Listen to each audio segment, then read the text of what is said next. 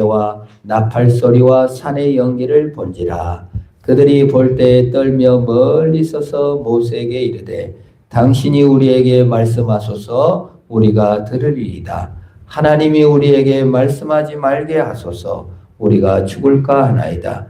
모세가 백성에게 이르되 두려워하지 말라. 하나님의 임하심은 너희를 시험하고 너희로 경외하여 범죄하지 않게 하려 하심이라. 백성은 멀리 서 있고 모세는 하나님이 계신 흑암으로 가까이 가니라. 아멘.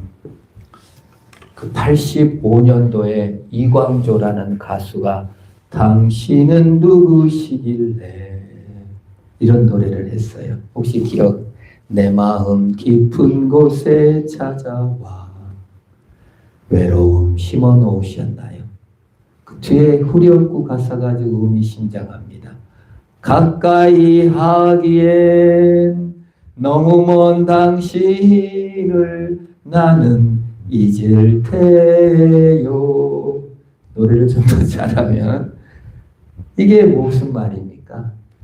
가까이 하기엔 너무 먼 당신, 내 열등감 때문에 또 환경 때문에 여러 가지 조건으로 인하여 사랑하는 사람을 가까이 갈 수가 없어요. 그래서 가까이 너무 하기엔 너무 먼 당신, 나는 외롭고 나는 그리움 속에 산다, 그 말입니다. 이 세상을 살아가면서 참으로 우리는 가까이 하기엔 너무 먼 당신들이 너무 많아요. 때로는 남편도 왜 이렇게 멀리 느껴져요? 가까이 있는데. 자식들도 왜 이렇게 멀리 느껴져요? 가까이 있는데. 친구들도 그렇고 때로 내 자신마저도 너무 얄밉고 믿고 멀리 느껴질 때가 있는 것입니다. 낯설고 배반당하고 너무 두려울 때가 있는 것이 인간입니다. 그래서 군중 속에 고독을 느낀다 해서 그걸 소외다라고 사람들은 얘기합니다. 그런데 사람 간의 일 간의 소외를 느끼면 그건 또 아픔이지만 하나님과의 관계에서 하나님이 늘 가까이 하기엔 너무 먼 당신일 때가 너무 많다, 그 말이에요. 하나님이 찾아오셨어요. 오늘 성경 말씀에 하나님이 찾아오시니까 우레소리가 나고 번개소리가 나고 나팔소리가 나고 흑흑 막 불이 붙고 난리가 났어요. 하나님이 찾아오셨구나. 나에게 오셨구나. 뛰어가서 하나님 찾아오셨습니까? 하나님 나를 이렇게 사랑하셨군요 하고 뛰어가기보다는 무서워갖고 가까이 하기엔 너무 먼 당신 못 가요. 하나님이 왔는데도 외로워요. 하나님이 옆에 있는데도 그리워요. 우리 꼭 남편이 옆에 있는데도 외롭고 그리울 때가 있잖아요. 슬픈 일이죠. 하나님이 왔는데 충만함과 행복함과 만족이 아니라 두렵고 가까이 가기가 싫은 거예요.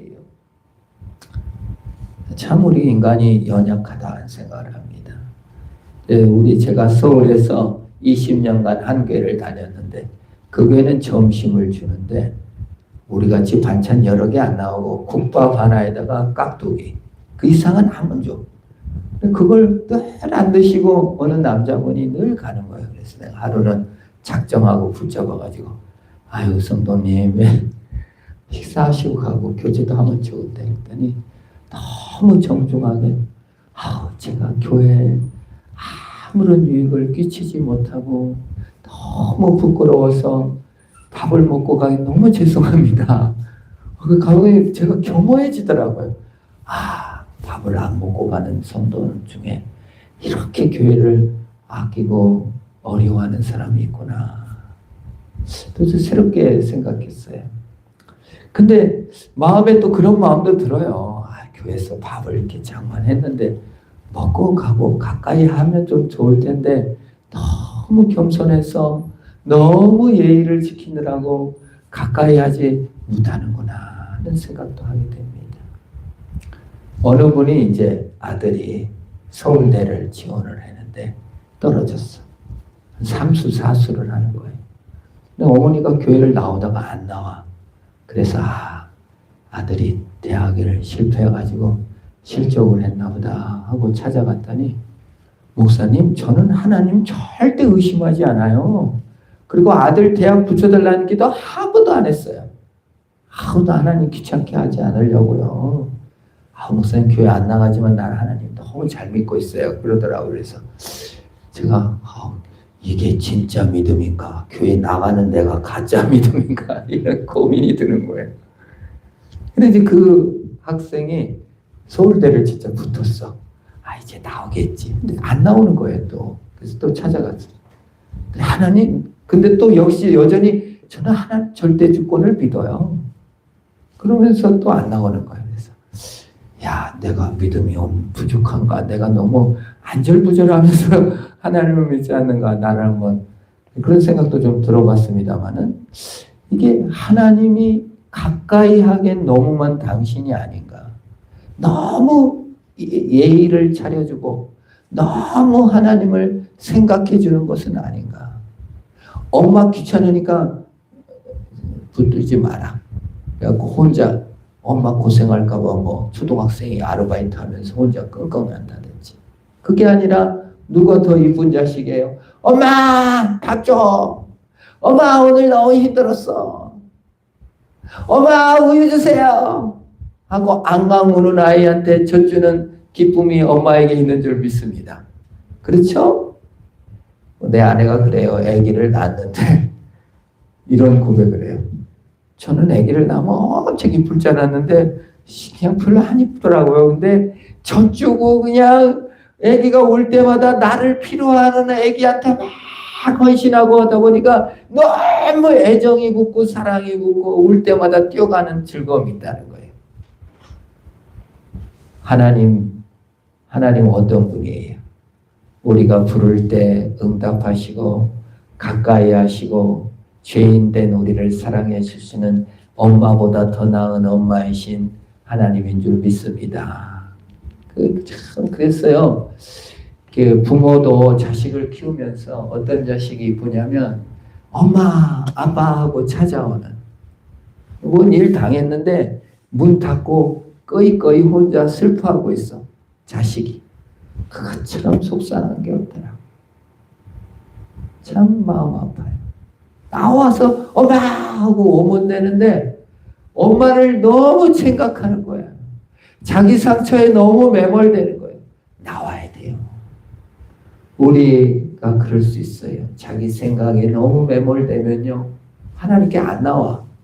사람한테도 안 가.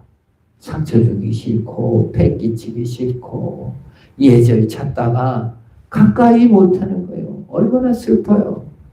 친구 간에도 그렇고 남편과 부인 간에도 그렇습니다.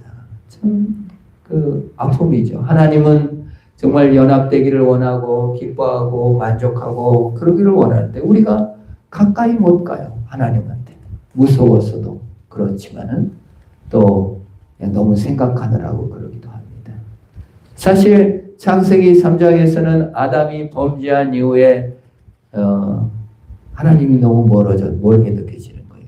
동산에서 거니시는 하나님의 소리를 듣고 무서워서 숨었어요. 천둥도 안 쳤는데 야단도 안 했는데도 그냥 본능적으로 우리의 죄성이 하나님과 가까이 가기에는 하나님 나를 좀 잘 보여야 되지 않을까? 좀 더 차려서 좀 뭔가 보여야 되지 않을까?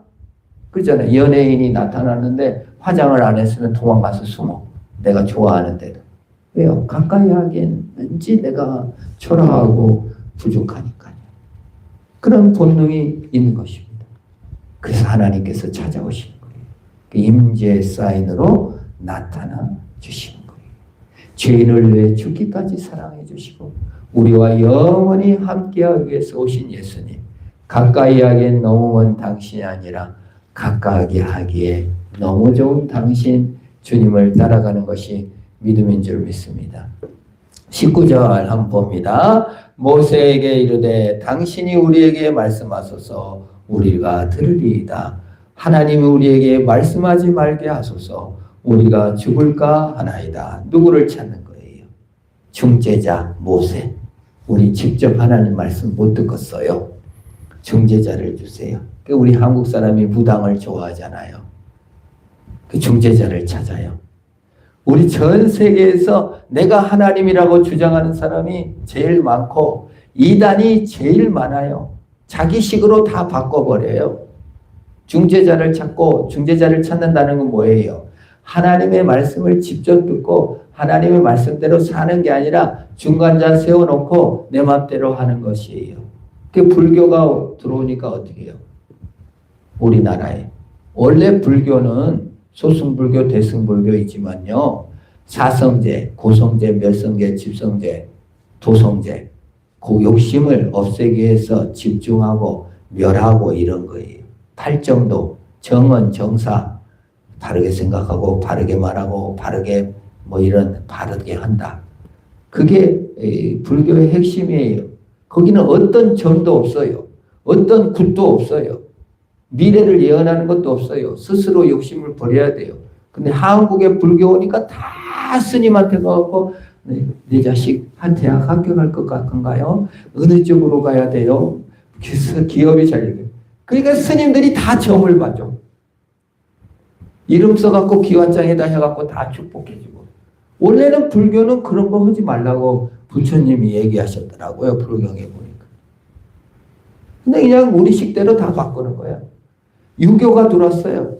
유교가 들어왔는데 중국 유교 공자 나라는요. 조상들한테 밥상 차려갖고 절 안 해요. 한 명도 안 그래. 공자도 그런 거 하지 말아야겠어요. 근데 우리나라 와갖고는 무당식으로 바뀌어갖고 조상이 대리자가 된 거예요. 축복하는 대리자. 그리고 전부 다 절해. 중국도 안 하는 절을 우리는 하는 거예요. 우리 식대로 다 바꿔. 기독교가 우리나라 들어오니까 다 목사를 대리자, 하나님의 대리자로 무당 섬기듯이 이렇게 보는 거예요. 약간 그래요. 그리고 뭐예요? 뭘 안 하는 거예요? 내가 하나님 말씀을 직접 듣고 내가 성경을 보고 내가 기도를 하고 내가 큐티를 하고 내가 하나님의 명령을 따라 사는 게 아니라 목사가 훌륭해야 돼. 일단 목사님이 훌륭하다. 교회가 일단 크고 좋아야 돼. 이런 식으로 몰려가니까 막 몰려다니는 거예요. 참 안타까워요. 제가 이번에 동기 수련회를 갔는데 서울의 교회들이 그냥 맨날 목사님을 갈아치운다는 거예요. 이건 대학 학벌이 안 좋다. 무엇이 설교를 못한다. 영적으로 뭐가 품위가 없다. 부족하죠, 인간이. 근데 내가 가만히 생각해 봤어요. 아니, 자기네들이 그냥 성령 보고 은혜 받으면 되지. 왜 목사가 그렇게 훌륭해야 되나? 여러분, 제가 훌륭하지 않아도 교회 나와서 예배 드려준 성도님께 감사드립니다. 제가 그런 생각을 해요. 이것도 사실 대리자를 구하는 모습은 아닌가. 대리 만족을 구하는 건 아닌가. 내가 하나님께 헌신하고 내가 기도하고 내가 하나님 앞에 나가는 거지 목사로 만족하지 말아야 된다. 그 말입니다. 우리 시대가 그래요. 참 무당 종교죠. 대통령도 그렇잖아요. 뭔 일 있으면 무당에게 묻고 김건희가 점쟁이를 여러 명한테 묻고 마친 사람들만 이렇게 또 선호해가지고 이용했다는 거잖아요. 내가 복채냈으니 내가 주인이죠. 그냥 벌 받기 싫으니까요. 그래서 우리 사회가요, 무당과 점쟁이나 이런 이단에 또는 이런 거에 물들어 있고 하나님 뜻대로 살지 않는 증거가 뭐냐면요. 용서받으려고 죄를 자복하는 것이 없어요. 사회적으로 보세요. 대통령 윤석열이 여러분 잘못했어요. 제가 계엄을 일으키고 여러분들을 죽이려고 해서 참 죄송합니다. 이렇게 말을 안 해요. 거짓말만 해요. 제가 왜 거짓말을 할까 봤더니 벌 받을까 무서워가지고 어떻게 하든지 벌을 줄이려고 거짓말을 하더라고요. 김건희 씨가 맨날 거짓말만 하는 거예요. 그의 부하인 국무총리 한덕수 거짓말만 하는 거예요. 왜 거짓말을 할까? 최상목 또 거짓말만 해. 국무위원들이 다 거짓말만 했더라고요. 지금 보니까. 다 뭐 안 받았다 어쨌다 뭐. 근데 가만히 보니까 벌 받을까 무서워서 그런 거예요. 정작 그래서 죄 회개합니다. 잘못했습니다. 사과는 아무도 하지를 않아. 그냥 변명하고 거짓말만 해. 우리를 봤어요. 제가 저 모습을 봤어요. 우리 예수 믿는 것은 뭡니까? 죄사함입니다. 회개입니다. 하나님 잘못했어요. 내가 연약해서 무너졌어요. 하나님 이거밖에 안 돼요. 그때 주님은 용서하시고 십자가에서 대신 죽으셔서 우리를 사하셨어요. 우리 기독교에만 있는 게 뭐예요? 죄사함이에요. 기독교만 입만 할 수 있는 게 뭐예요? 회개예요. 내가 못났어도 잘못됐어도 어리석었어도 죽을 죄인이었어도 주님이 용서해 주는 겁니다. 그래서 회개하는 거예요. 보람 받으려고 모면하는 신앙이 아니라 주님의 용서를 믿고 회개의 자리에 나간 것이 예수 믿는 것이다. 그 말이에요. 희생양을 삼아가지고 그냥 저 부하가 잘못했어요. 이게 세상 논리예요. 대리자를 구하는 무당 종교예요. 점쟁이 종교예요. 그냥 누구를 희생양 삼으려 하는 뒷담 까는 정도예요. 예수 믿는 사람들은 회개를 합니다. 죄 용서를 받습니다. 하나님 앞에 나아가게 되는 것입니다. 마귀는요, 죄 용서받고 회개하는 것을 못하게 해요. 대신 대리 만족을 구하게 해요. 아까 우리 말했잖아요. AI 시대의 감정도 대리 만족. 마약. 책임성 있는 기쁨보다는 마약의 기쁨. 책임성 인간관계에서 오는 기쁨보다는 핸드폰 게임, 온갖 게임. 게임 회사가 제일 돈 잘 벌어요. 프로야구도 넥센도 원래 게임 회사죠. 게임은 IMF 또 무슨 코로나 경제가 안 될수록 게임 회사가 막 돈을 번대. 집에 앉아서 그냥 게임하는 거예요. 긍정적인 면도 많이 있죠. 서비스 받는 일이에요. 마귀는 서비스를 받고 살라는 거예요. 마귀는 그냥 데이트도 서비스, 프로포즈도 서비스, 인생 설계도 서비스, 인격 설계도 서비스. 하나님의 형상으로 지음받은 내가 자꾸 서비스만 받아. 스스로 기도하거나 기도하거나 헌신하는 게 아니라 헌신된 목사 세워놓고 만족하려고 하는 거. 헌신된 부인 치맛자락 따라 구원받으려고. 안 돼요. 그런 게 어디 있어요. 다 내가 만족해야 되고 내가 하나님을 기뻐해야 되고 내가 훈련돼야 되고 내가 하나님 말씀을 봐야 되는 겁니다. 중보자는 없어요. 예수님밖에는 없는 것입니다. 신약 성경에도 그런 얘기가 나와요. 똑같은 장면이 나와요. 예수님이 산에 올라가. 모세가 산에 올라가. 모세가 변화되고 예수님이 변화되고 똑같은 장면이 있죠. 그래서 이제 이 변화산이라고 하는데 변화산은 없고 산에 올라갔는데 예수님과 모세와 엘리야가 대화하는 것을 베드로가 보고 하는 말입니다. 누가복음 9장 33절 베드로가 이렇게 얘기해요. 변화된 모습을 보고 두 사람이 떠날 때 베드로가 여짜오되 주여 우리가 여기 있는 것이 좋사오니 우리가 초막 셋을 짓되 하나는 주를 위하여 하나는 모세를 위하여 하나는 엘리야를 위하여 하사이다 하되 자기가 하는 말을 자기도 알지 못하더라. 이거 뭔 말이에요? 지금 하나님이 임재해갖고 하나님이 선지자 대표인 엘리야와 율법 대표한 모세를 놓고 변화돼가지고 율법과 선지자를 예수님이 완성했으니까 너희들은 하나님을 가까이 하고 그 하나님의 죄사함 받고 그 하나님과 가까이 살고 순종해서 살아라. 그런 뜻으로 보여준 건데 초막짓죄예요. 성막짓죄예요. 중재자 노릇을 하겠다는 거예요. 중간에 챙기겠다는 겁니까? 제사장 시대로 다시 가겠다는 거죠. 사실 우리 마음에 그런 마음이 있다고요. 내가 신을 받아갖고 점을 봐서 이득을 얻겠다 그 말이에요. 대리자 노릇을 하겠다는 거예요. 그런데 누가복음 9장 35절에 아주 간단합니다. 같이 한번 읽겠습니다. 짧습니다. 시작. 구름 속에서 소리가 나서 이르되 이는 나의 아들 곧 택함을 받은 자니 너희는 그의 말을 들으라. 신앙은 중재자가 필요가 없는 거예요. 예수님만이 중재자예요. 예수 그리스도께서 내 죄를 사해 주셨구나 하고 그걸 믿고 그냥 듣는 거예요. 그 자리에서 순종하고 나가는 거예요. 누구를 추앙하고 누구를 추종하는 게 아니라 주님의 말을 듣는 거라고요.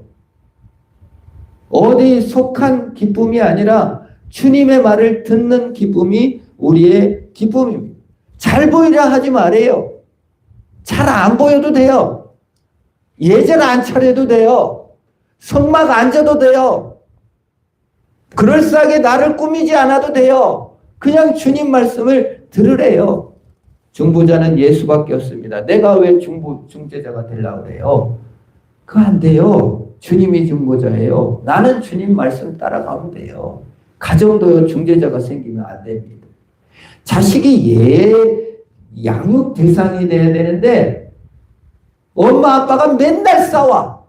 그러니 자식이 슬금슬금 눈치를 보는 거예요. 아빠를 달래주려고 가요.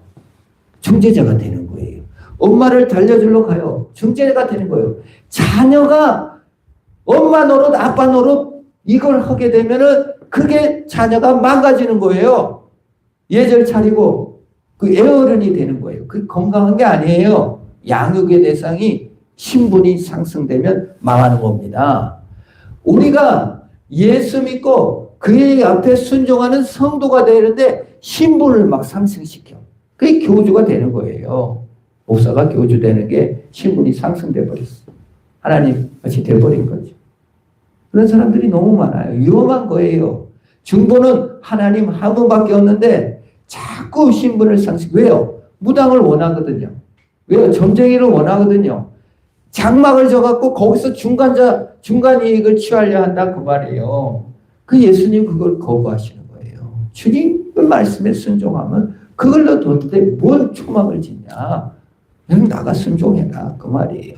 디모데전서 2장 5절 한번 읽습니다. 시작. 하나님은 한 분이시요 또 하나님과 사람 사이의 중보자도 한 분이시니 곧 사람이신 그리스도 예수라. 그거예요. 다른 중보를 구하면 안 돼요. 중보자가 돼서도 안 돼요. 나로 통해서 예수를 만나라. 나를 통해 하나님을 만나라. 택도 없는 소리입니다. 내가 하나님의 영을 받았다. 그래도 그걸 줄줄 따라가요. 왜? 그게 좋으니까. 중재자가 필요하니까. 무당 쓰듯이 점쟁이 필요하듯이 도령 높은 스님에게 가듯이 큰 스님에게 가듯이 큰 목사한테 능력 있는 목사한테 갔듯이 그래 이단도 큰 능력 나타났다면 가는 거예요. 그게 한국인의 습성에 맞아요. 그래서 이렇게 이단이 맞는 것 같아요.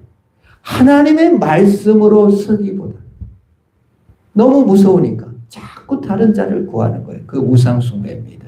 내 마음에 다른 욕망들입니다. 그거 없애요. 두려움 없애야 돼요. 내 열등감이기도 합니다. 그거 없애야 돼요. 내 자존감이기도 합니다. 지금 그거 버리고 주님 그냥 따라가면 돼요. 죄인을 받으셨으니까요. 그래서 누가복음 5장 8절에 보면 시몬 베드로가 예수님 만났을 때 자세가 이래요. 같이 읽어볼까요? 시작. 시몬 베드로가 이를 보고 예수의 무릎 아래 엎드려 이르되 주여 나를 떠나서서 나는 죄인으로서이다. 회개하는 겁니다. 회개하는 거예요. 나는 주님과 가까이 하기엔 너무 죄인입니다. 죄인인지를 깨달을 때 하나님과 가까이 가는 거예요. 깨달은 만큼 빼낸 만큼 죄인인 것을 안 만큼 하나님을 믿어지는 거예요. 하나님이 안 믿어지십니까? 그럼 내가 죄인인 걸 잘 모른다는 뜻이에요.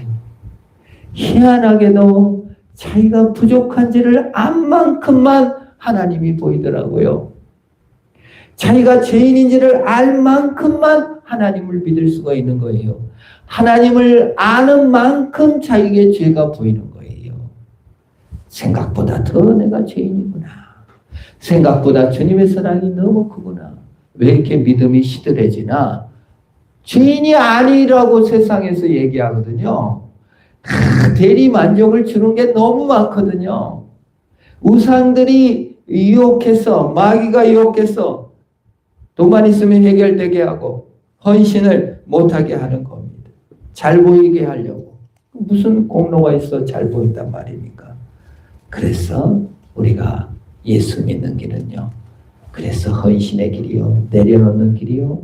주님 아는 길이요. 가까이 주님께 나가는 것입니다. 예수님은 참 재밌어요. 회개하고 돌아온 베드로에게 이런 말씀을 하십니다. 누가복음 5장 10절 한번 읽어볼까요? 세베대의 아들로서 시몬의 동업자인 야고보와 요한도 놀랐습니다. 예수께서 시몬에게 이르시되 무서워하지 말라. 이제후로는 네가 사람을 취하리라. 뭐예요? 굳이 사람을 취한다는 거 뭐예요? 사람을 사랑하라. 사람에게 책임을 다하라. 사람을 인격적으로 대하라. 사람과의 관계를 수고롭지만 맺어라. 그 말입니다. 요즘 사람과의 대화를 안 해. 우리 비전 캠프 할 때도 핸드폰 있으면은요, 아무것도 안 해. 전부 다 사람하고 놀지를 않아요. 핸드폰 게임만 하고 있어. 참. 근데 집에, 우리 집이 또 그러더라고요. 아들, 딸, 저 아내 이렇게 4명 모여갖고 밥 먹었는데, 딱 밥 먹자마자 4명이 다 핸드폰. 사람을 취하지를 않아요. 사람과의 관계를 맺으려 하지 않아요. 자기 중심 세계 속으로 막 가는 거예요. 이게 예수 믿는 사람의 길이 아닙니다. 만나서 하나님을 얘기하고 그 예배입니다. 그게 나를 빼내는 거예요. 나를 빼내는 거예요. 여러분, 내 기쁨을 내려놓는 거예요. 그게 하나님 만나는 거예요. 여러분, 내 기쁨을 내려놓으시기를 축원합니다. 어느 유튜브에 보니까 어느 아들이 군대 갔다 나왔는데 아버지를 안아주기로 결심하고 이렇게, 이거 기특한 아들이 있더라고. 그래가지고 이제 첫날 아버지를 한번 안아주는 거야. 아들이 그냥 막 싫어하고 막 어색하고 하루 이틀 3일 4일 이렇게 막 변화되면서 이게 이런 걸 찍어놨더라. 이게 사람을 취하는 겁니다. 어색하고 힘들지만 나의 자존심을 내려놓고 사람을 안아보는 거예요. 사람을 취하라고 했어요. 사랑하는 겁니다. 불편하지만 희생하는 겁니다. 빼낸 만큼만 사람을 얻는 거예요. 희생한 만큼만 사람을 얻는 거예요. 예수님께서 십자가에서 생명을 잃었기 때문에 우리를 얻으신 거예요. 예수님이 어둠의 죽음으로 걸어가셨기에 우리를 어둠과 죽음에서 건져내는 거예요. 그것이 인간의 사명입니다. 우리가 걸어가야 될 길입니다. 예수 믿는 자의 길입니다. 내 재미가 있는 게임을 잠시 놓고 집에 가서 아버지 오셨습니까? 얼마나 어색해. 부부간에도 얼마나 어색해요. 안아주는 게. 내 아내는 이 목사들이 힘들어요. 여러분은 내 남편이 있든 없든 간에 출근했다 돌아오면 반기기를 하는데 내가 아내에게 여보 집에 오면 좀 반겨줘. 하루 종일 같이 있었는데 뭘 또 반겨? 사람을 취하십시오. 반길 수 없는 겁니다. 딸을 수고했다. 엄마 수고했어요. 실험 한번 해보시기를 축원합니다. 그래서 여러분 시간이 많이 됐습니다. 몇 장 남았습니다만은 하나님께서 뭐라고 말씀하십니까? 시험한다고 하셨어요. 자, 우리 20절 같이 읽습니다. 시작. 모세가 백성에게 이르되 두려워하지 말라. 하나님의 임하심은 너희를 시험하고 너희로 경외하여 범죄하지 않게 하려 하심이라. 여기서 시험이라는 단어가 있잖아요. 하나님 우리를 골탕 먹이는 게 아니라 트라이해라 그 말이에요. 시도해라 그 말이에요. 한번 해봐라 그 말입니다. 여러분 시집 갔는데 며느리한테 시어머니가 눈을 뚝 끼는 옷 두고 어떻게 하나 보자. 이러고 있으면 얼마나 힘들어요. 그 시험 들죠. 근데 어머니가 아가 일어났니? 아유 이거 한번 해볼래? 트라이. 이거 한번 적용해볼래?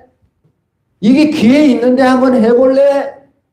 여러분 시험이라는 단어를 그렇게 이해하시기를 축원합니다. 하나님이 우리를 시험한다는 거예요. 기회를 준다는 뜻이에요. 트라이 해봐라. 이번에 한번 어플라이 해봐. 그래서 트라이, 어플라이 영어지만은 꼭 굳이 한국말로 하기 애매해요. 시도해봐라. 기회를 줄게.